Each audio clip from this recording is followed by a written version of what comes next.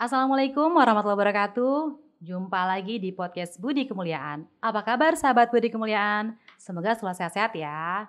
Ya, sebelum kita membahas pada tema kali ini, kita kenalan dulu ya Dok ya.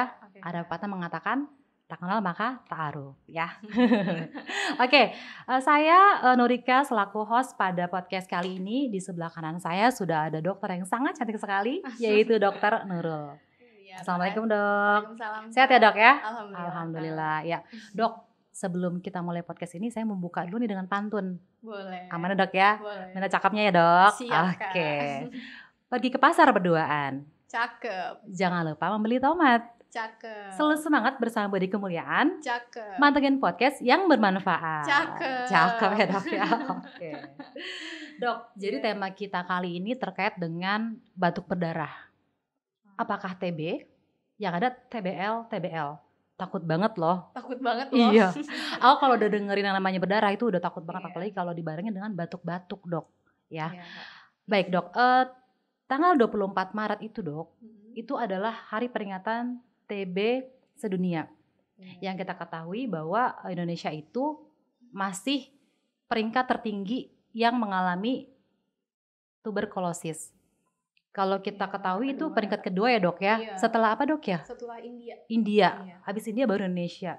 Itu sebenarnya yang memprihatinkan Dok ya. Iya. Ini makanya kita bahas ini untuk bisa mengintervensi menurunkan angka kejadian tuberkulosis Dok ya. Prestasi yang menyedihkan. ya, Kak? Menyedihkan dan itu memang harus kita rubah. Iya. Ya, baik.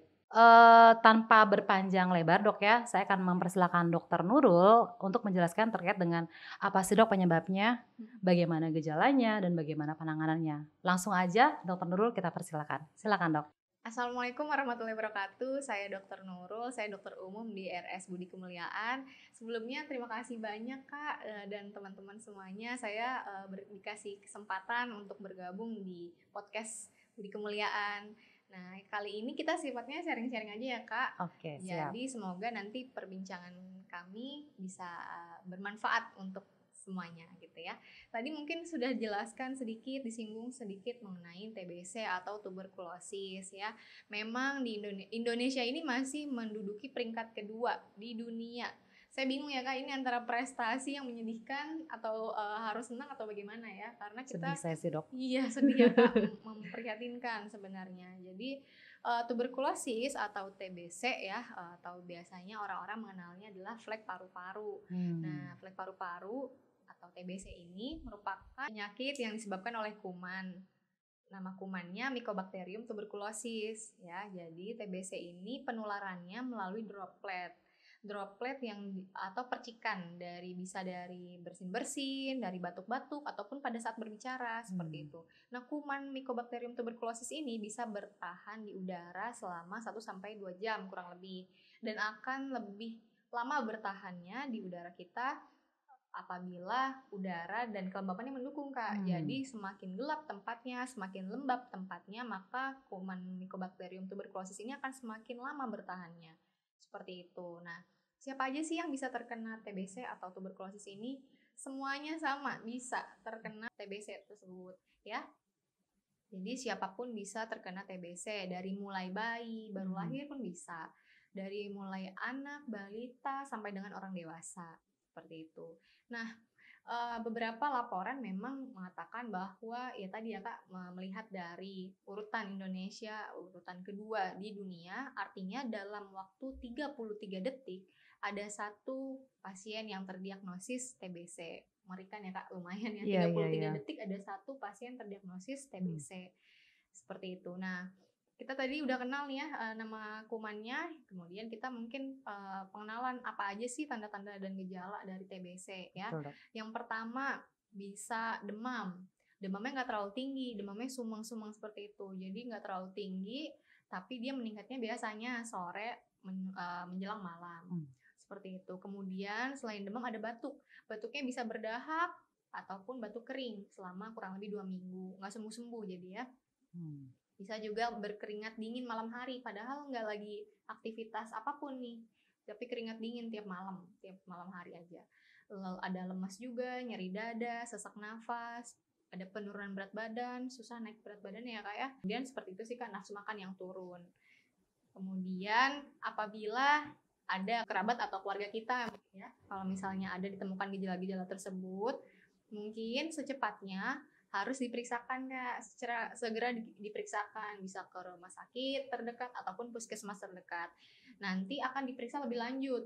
Pemeriksaannya itu dari beberapa hal. Yang pertama, spesimen yang diambil atau sampel yang diambil adalah ada spesimen sampel dahak Kak. Jadi dahaknya diambil, kemudian nanti dilakukan pengecekan di laboratorium rumah sakit atau puskesmas tersebut. Kemudian dilakukan pemeriksaan ronsen dada, ronsen toraks. Nanti dilihat apakah benar ada gambaran dari infeksi TBC. Mungkin seperti itu ya Kak. Jadi ada gejala tersebut segera diperiksakan.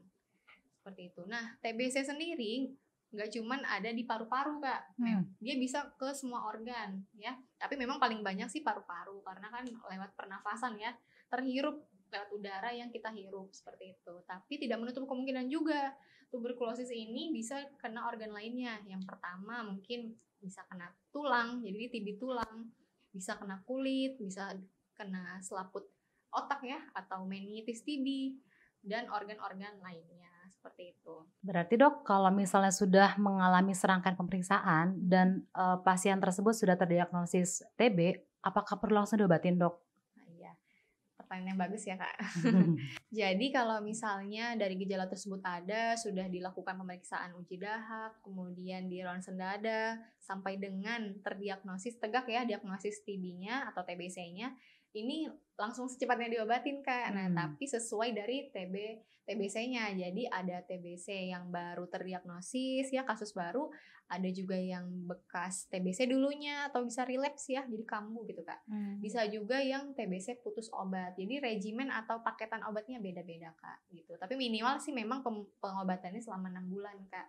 Memang menjadi penting ya Kak, artinya PR untuk kita semuanya. Memang pengobatan TBC ini butuh waktu lumayan cukup lama Kak. Jadi pengobatannya minimal 6 bulan. Jadi dibutuhkan kepatuhan, pemantauan obat. Apalagi di rumah nih misalnya dikasih obat, ya, bosan ya Kak, pasti minum obat selama 6 bulan berturut-turut. Jadi butuh pemantauan yang ketat seperti itu. Kenapa sih minum obat pada kasus TBC harus butuh waktu yang lama? Karena memang kuman TBC atau Mycobacterium tuberculosis yang tadi dijelaskan, itu kumannya dia bisa mengumpet gitu Kak. Mengumpet di organ-organ di tubuh kita. Tergantung dia. Jadi dia bisa ngumpet di tubuh kita kumannya tanpa meninggalkan atau mengeluarkan gejala seperti itu. Nah, pada pengobatan 2 bulan pertama, kuman yang aktif atau kuman yang menimbulkan gejala tersebut mati gitu. Nah, untuk bulan ketiga dan seterusnya itu untuk ditujukan, minum obatnya ditujukan untuk membunuh kuman-kuman yang tadi ngumpet di tubuh kita atau dorman ya.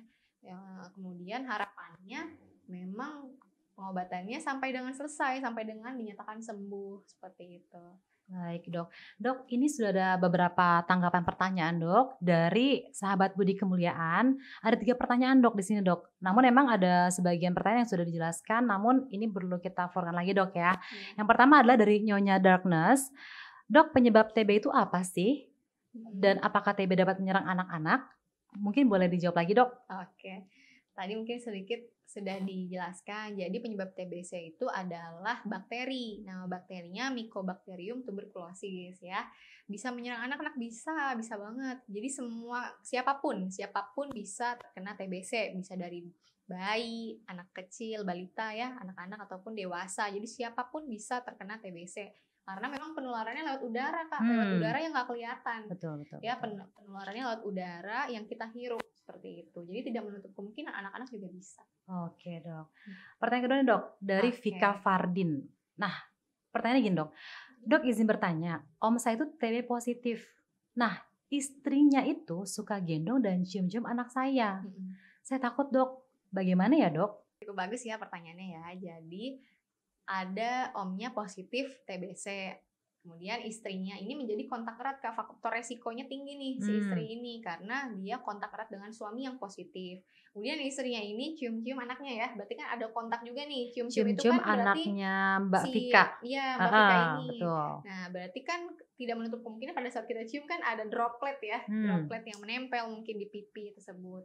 Nah, sementara istri dari omnya ini sebagai faktor resiko untuk terkenanya TBC gitu. Jadi kalau di pertanyaannya bisa nular apa enggak, dipastikan dulu nih istrinya ditegakkan dulu, apa ditegakkan diagnosisnya ya maksudnya ya, dicek dulu dari cek dahak dan ronsen dada tadi, ditentukan dulu ada atau tidaknya kuman tersebut di dalam tubuh istrinya. Kalau misalnya istrinya sehat sih insya Allah tidak menularkan ya Kak, tapi memang kalau misalnya anaknya ini serumah dengan omnya, ya tetap aja itu namanya kontak Kontak erat. erat juga dok ya, artinya Nah, memang. makanya kalau misalnya ada pasien TBC di rumah, yang diobatin nggak cuman pasiennya doang, tapi yang kontak erat di rumah itu, atau yang kontak erat dengan pasien tersebut. Kontak erat itu apa aja? Jadi orang-orang yang beresiko tinggi, Kak. Yang pertama, pasien-pasien atau anak balita atau anak kecil ya Kak. Kemudian pasien-pasien dengan imunokompromis atau kekebalan imunitas yang lemah. Biasanya pada ODA ya, orang dengan infeksi HIV seperti itu. Kemudian ada pada pasien kanker atau keganasan. Kemudian ada pada dengan pasien gagal ginjal, diabetes, penyakit darah, autoimun. Nah, itu orang-orang yang beresiko kontak erat dengan pasien tersebut di dalam rumah tersebut. Kalau misalnya ada pasien dengan faktor resiko tersebut, kontak erat, harus segera dicek Kak, harus ditegakkan ada atau tidaknya kuman tersebut. Gitu. Jadi sebenarnya kuman ini kan nggak kelihatan di udara ya Kak.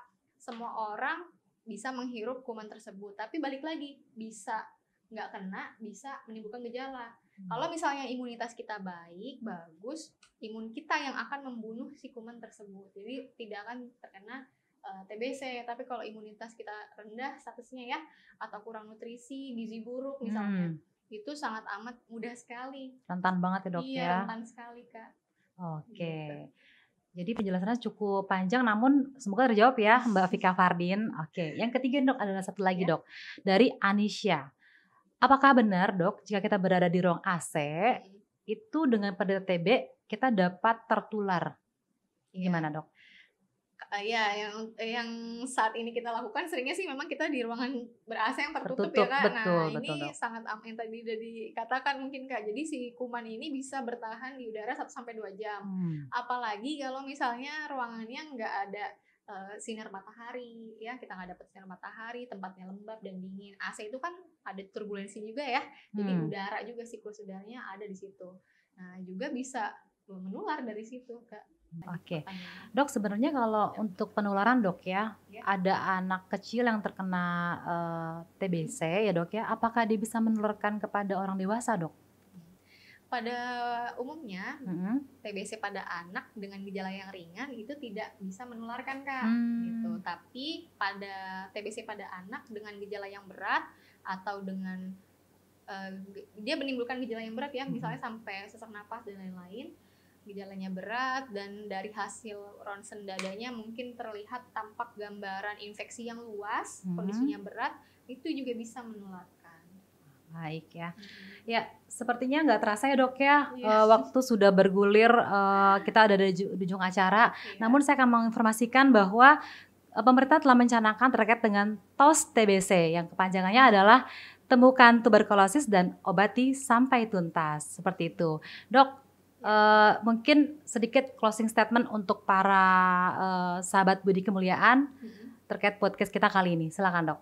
Ya, jadi mungkin pesannya ini semua atau TBC ini adalah PR untuk kita semua Kak. Bagaimana caranya kita mengeliminasi TBC. Memang targetnya 2030 itu nanti adalah targetnya zero dari kasus TBC ya Kak, yang dicanangkan oleh pemerintah gitu. Karena memang menyedihkan sekali. Indonesia ada di urutan kedua sedunia Kak. Satu dunia ini kita urutan kedua ya. Dok, jadi ya. memang PR untuk kita semuanya, nggak cuman dari tenaga kesehatan, tapi semuanya, dari masyarakat, dari keluarga yang pasti ya.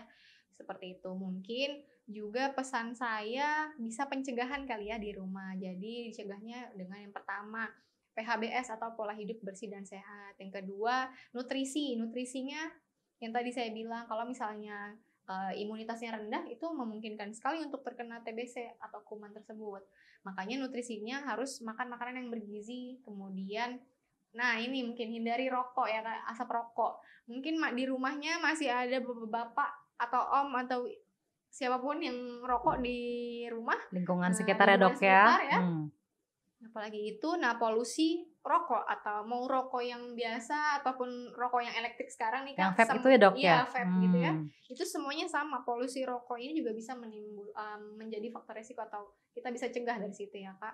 Kemudian, nah ini yang biasa kita tinggalkan. Biasanya kan kita udah pakai AC, jadi semua tutup rapat ya, jendela, pintu semua tutup rapat. Nah sekarang ini mungkin kita bisa sedikit ubah lagi gaya hidup kita ya. Jadi jendela sering-sering dibuka di rumah, jendela sering-sering dibuka supaya sinar mataharinya masuk ke dalam rumah. Seperti itu, karena yang tadi hidupnya si kuman tersebut dia nggak akan bertahan lama kalau ada sinar matahari. Jadi dia demennya di tempat-tempat yang lembab aja gitu Kak. Gitu. Dan baik, ya keren banget ya dok ya untuk closing statementnya ya. Oh iya Kak, satu lagi mungkin saya sampaikan untuk take home message-nya ya Kak, yang perlu saya sampaikan untuk sahabat-sahabat Budi Kemuliaan di luar sana. Kalau ada kerabat atau saudara kita yang terdiagnosis TBC, jangan dikucilkan ya teman-teman. Mereka semua butuh dukungan kita, apalagi untuk pemantauan minum obatnya. Karena memang minum obat tiap hari selama berbulan-bulan itu capek ya. Menjenuhkan ya dok ya. Jadi jangan dikucilkan. Kemudian kalaupun memang kita takut ya, memang harus ada kesadaran diri sendiri dari orang yang terdiagnosis TBC-nya itu. Jadi mungkin di rumah untuk menghindari kontak erat dengan yang lain ya, atau percikan droplet tadi bisa menggunakan masker di rumah. Seperti itu. Biasanya memang bulan-bulan awal pengobatan itu harus pakai masker di rumah. Seperti itu aja sih Kak yang perlu saya tambahan tipsnya oke banget ya. Jadi jangan pernah mengucilkan orang yang terkena tuberkulosis ya. Oke, jika nanti sahabat Budi Kemuliaan ingin berkonsultasi di RS Budi Kemuliaan, tidak perlu khawatir, di sini ada jadwal dokternya ya, bisa dihubungi kapanpun.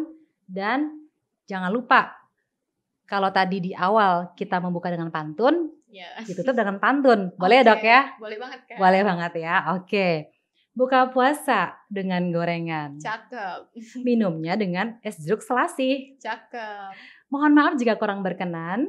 Cukup sekian dan terima kasih. Sampai jumpa di podcast kita selanjutnya. Salam sehat. Wassalamualaikum warahmatullahi wabarakatuh. Bye.